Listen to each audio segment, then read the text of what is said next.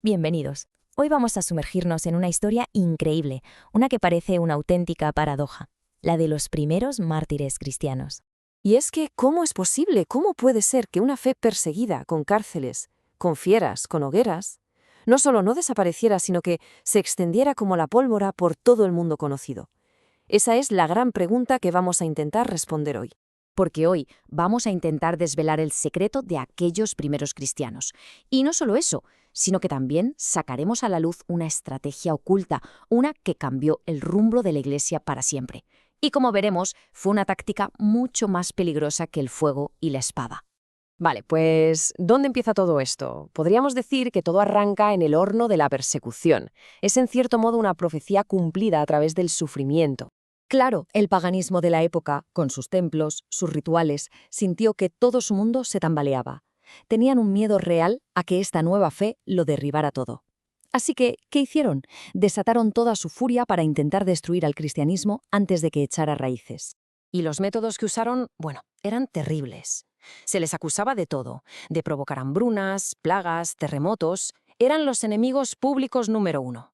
Se les arrojaba a las fieras en los anfiteatros, se les quemaba vivos como si fueran antorchas humanas en espectáculos públicos. A veces hasta los cubrían con pieles de animales para que los perros los despedazaran. Una auténtica barbaridad, y todo para entretener a las masas.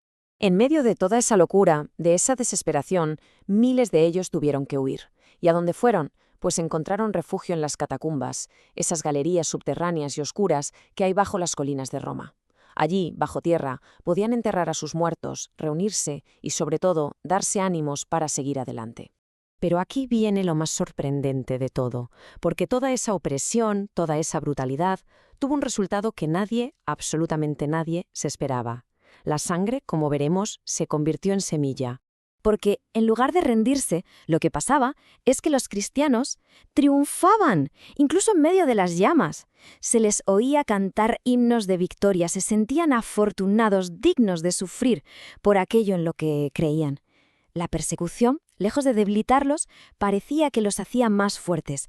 De hecho, un escritor de la época, Tertuliano, lo clavó. Les dijo algo así a los líderes paganos: «Vuestra crueldad no es más que una instigación más poderosa para atraer a otros a su fe. La sangre de los cristianos es semilla». ¡Qué frase tan potente! Básicamente estaba diciendo, cuanto más nos matáis, más crecemos. Y era verdad. Por cada uno de los miles que eran asesinados, otros daban un paso al frente, listos para ocupar su lugar bajo el estandarte de Cristo. El martirio no asustaba, inspiraba. Así que, viendo que la violencia no funcionaba, que de hecho era contraproducente, la oposición cambió de planes. Y aquí la historia da un giro fascinante. Cuando la violencia falla, comienza el engaño.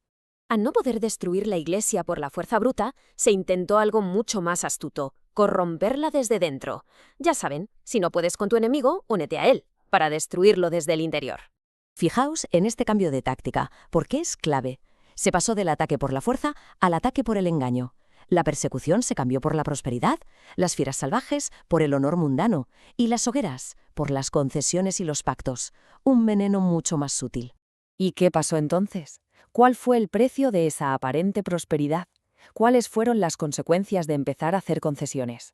Pues se puso en marcha una especie de reacción en cadena. Primero, cesa la persecución. Genial. Pero entonces, ¿qué pasa? Se empieza a aceptar a los paganos en la Iglesia sin que realmente se hayan convertido. Para que eso ocurra, la Iglesia tiene que hacer concesiones, claro.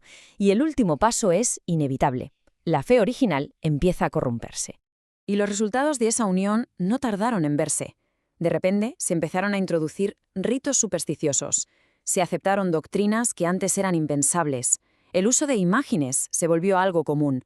Y lo más grave de todo, la Iglesia perdió su pureza, su poder original. Y así llegamos a una conclusión tremenda, ¿verdad? Mirando atrás, la cárcel y el fuego fueron, en comparación, bendiciones. Este periodo de paz y prosperidad resultó ser mucho más dañino para la salud espiritual de la Iglesia que la persecución más violenta.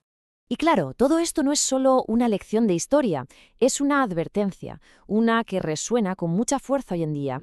Pensemos en ello. Un cristianismo popular que es aceptado por todo el mundo, muchas veces debe esa aceptación a que ha hecho las paces con el mundo, a que ha dejado de lado algunas de las verdades centrales de la Biblia. La falta de oposición puede ser, a veces, una señal de que la fe se ha diluido. Porque al final, la verdadera paz nunca, nunca debería comprarse al precio de sacrificar la verdad. Esa es quizá la gran lección de toda esta historia. Y con esto llegamos al final, con una pregunta que queda en el aire. Un desafío para reflexionar. ¿Cuál es el verdadero precio de mantenerse firme en la verdad?